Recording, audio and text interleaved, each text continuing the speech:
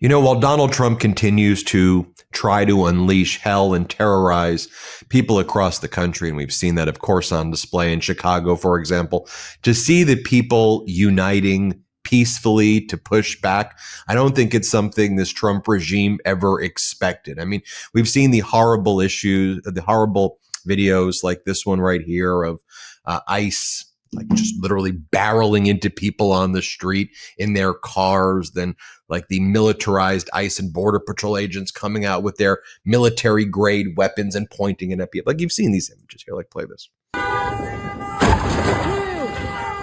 Yeah! Hit and run, hit and run! That's a hit and run, hit and run! Hit and run! That's a hit and run! Hit and run, hit and run! Yeah. Look, hey, watch out with that weapon! That weapon! Yo, watch out! What's wrong with you? You hit it! You hit her! Yo! What's wrong? You hit her! You hit her! You guys hit her!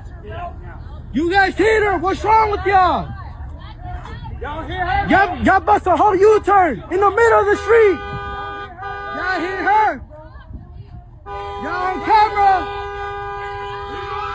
Leave her alone! And we've seen, that was in Chicago, by the way. Also in Chicago, for example, we've seen ICE terrorize daycare workers and daycare centers while the children are in there.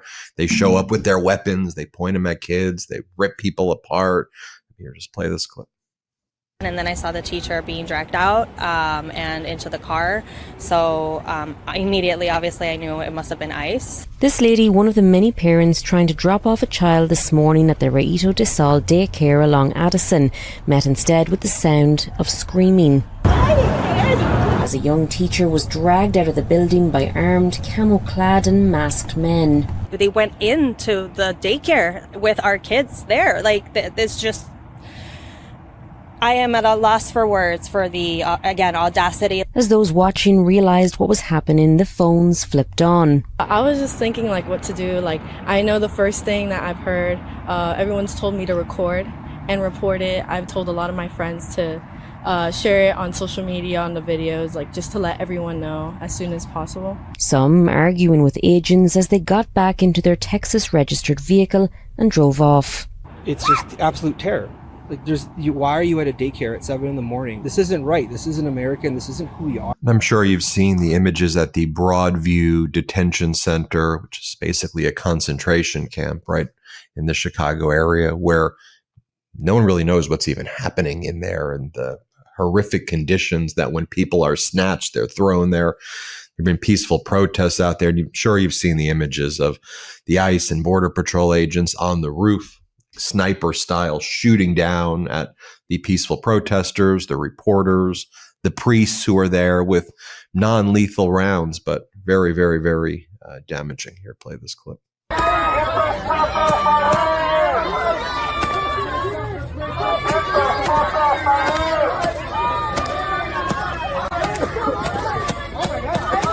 Now I can show you, I mean, literally tens of thousands of videos and images of what they were doing in Chicago. And we're seeing that rolled out, of course, across the country, whether it's in Charlotte or Portland or Los Angeles, you name it. We've seen these tactics used, and it's been horrific. But the people are uniting, and that's what I want to spend this video talking about. And someone who's been involved deeply in the immigrant rights movement is someone by the name of Anabel Mendoza, who lives in the area where that Broadview Detention Center is, and she's running for Congress for the 7th Congressional District. There's an open seat there.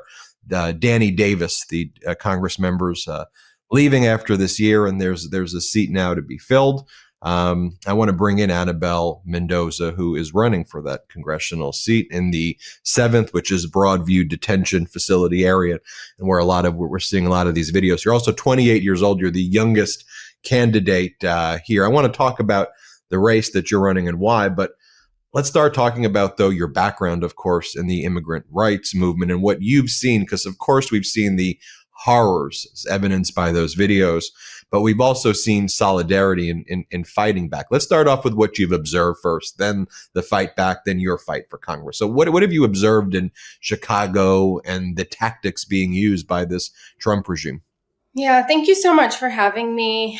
I have worked for years in the immigrant rights movement, specifically with immigrant youth. I am also the daughter and granddaughter of immigrants. What we are seeing unfold in the streets of Chicago, a city that I love dearly, is extremely personal to me, as I know it is for so many of my neighbors.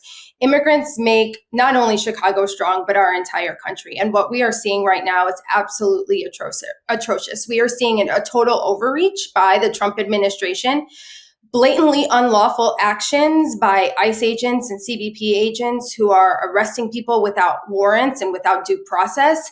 And we are seeing the terror. I mean, you showed the videos. These are individuals, these are our neighbors, these are restaurant workers, daycare workers, who they are with impunity going after, detaining, and throwing into detention camps like Broadview, where the windows are boarded up, where there is zero oversight.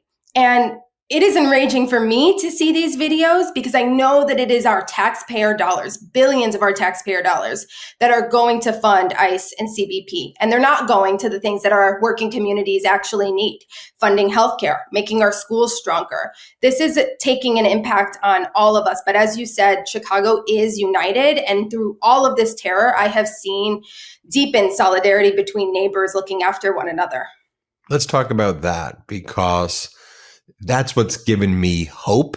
And I think that's what has caught this Trump regime off guard.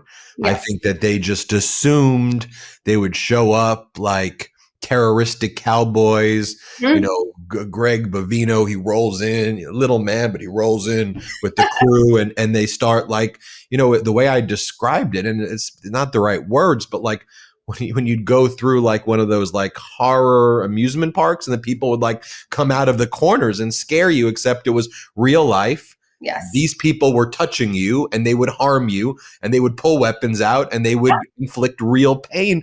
And then I think they thought that that would end it, and people would stay in their homes and never go out and turn on their neighbors and point each other out. And then Trump would be declared the king of whatever with the stupid Trump building there or whatever. Like, I think that's what they envisioned, but that's not what's happened. Tell us what's happened. Absolutely. I mean, you're exactly right. This is what we are seeing right now. There's a reason we call it kidnappings and abductions, because these are agents coming in with masks on. You have no idea who they are. You have no idea that this is a federal agent or some random person on the street. And they're pulling out weapons. They are quite literally dragging people from their cars with impunity, violently. And we've seen this impact not just immigrant communities, but U.S. citizens. There are stories of these agents going after veterans, going after long-standing leaders of the community, faith leaders. I was just at Broadview standing side by side with faith leaders, and I saw the aggression that was happening towards these leaders in our community who, again, are exercising their Constitution Amendment right to peacefully protest and to speak out against what we are seeing. This is un-American, and it's not what we stand for. This is the reason why I'm running for Congress, because there are not enough leaders right now who are sticking up for working families in the face of not only this terror, but I want to be very clear that what is happening is not in service of anybody other than the Trump administration and their blatant fascism. We need to make sure that we elect leaders into Congress who are going to fight for working families every hour of every day, and make sure that we are focused on not only making our healthcare system stronger, making our schools stronger and safer, and our neighborhoods, bringing investment back into our neighborhoods. That is not what's happening. Every dime that is spent on immigration enforcement is money that doesn't make it to our communities. You know, I'll tell you what really kind of pissed me off in 2024, 2020, in general. I think that with this massive propaganda wave that was being pushed by Trump and MAGA, I think Democrats pulled back from saying we support immigrants and America is a country of immigrants. And that's what made our country successful and thrive and beautiful. I think you can still have an appropriate conversation about the border and what that means, but also recognizing, which we all, I think, do, that the bad guys and gals should go, but there is a role for immigrants, and a big role for immigrants being productive and helping out this country. And we all, in one way or another in America, most of us come from immigrants. And I just think that when I see the sign back there saying Chicago loves immigrants, I think that's an important message to have out there, and one to really lean into, which we do on this network, and not shy away from. That doesn't mean we're not going to have conversations about borders or other things at all. We will, but we can say this was what makes our country beautiful. Absolutely. And I think you said it yourself just now that they are going after people in our communities who we know, who we love, who also take care of our city. This week, I'm having an event where I'm going to be speaking with some of the parents from that same daycare where one of their students' teachers was ripped from the classroom in front of toddlers. This is exactly what's happening. And it is not only instilling fear, but I think really what is important to focus on is the solidarity that is being built out of this moment. The Trump administration wants to pit working people against each other. They want working families to fight over scraps while people can't pay their rent, can't pay for groceries. Their healthcare premiums are going to go up in the next year exponentially. And when we're fighting against each other, we're not looking at the fact that they continue to get richer off of our expense. And so this is a moment where we need to elect leaders who are going to fight. That's why I'm running, because I have been extremely disheartened by the Democratic establishment that, to me, has ceded the issue of immigration completely to Republicans, has allowed them to define the issue.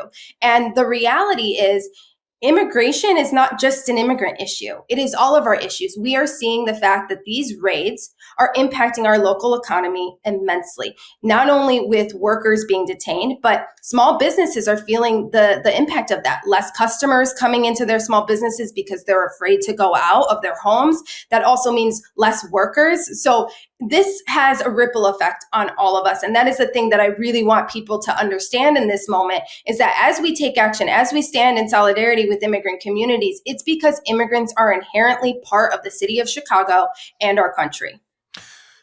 Before we go, I have one two-part question. Number one, where could people find out more information about the campaign? But also, it is a crowded primary, and so what separates you from the other candidates, and what do you want our viewers to know about that? Yeah, I want viewers to know that, yes, I am the youngest candidate in this race, but it means that I have the most energy, the most urgency of this moment. And I have worked in the immigrant rights movement for years, on the front lines, battling this exact administration. What we are seeing, what has unfolded in the streets of Chicago, but also in cities like LA, in Charlotte, this has been going on for years. It may not have been live streamed on our phones, but I, along with other leaders in the immigrant rights movement, have been fighting on the front lines to protect our communities against the violent overreach. And also to make sure that our taxpayer dollars don't go to this, but actually go into the resources that our communities need to thrive. So I would encourage people who also understand the urgency of this moment, who want to elect leaders who are ready to meet this moment and fight for working families, to join my campaign. They can learn more at AnabelForCongress.com. They can also attend my upcoming town hall that will be happening in Oak Park, and it's going to dig into this very issue. We're going to hear from other immigrant rights leaders. We're going to hear from organizers. We're going to hear from folks in the communities that have been impacted the most. And we're also going to hear from parents at that daycare center who have also seen these agents firsthand go after people in their own communities. Anabel Mendoza, thanks for joining us. Thank you so much for having me. Everybody hit subscribe. Let's get to 6 million subscribers.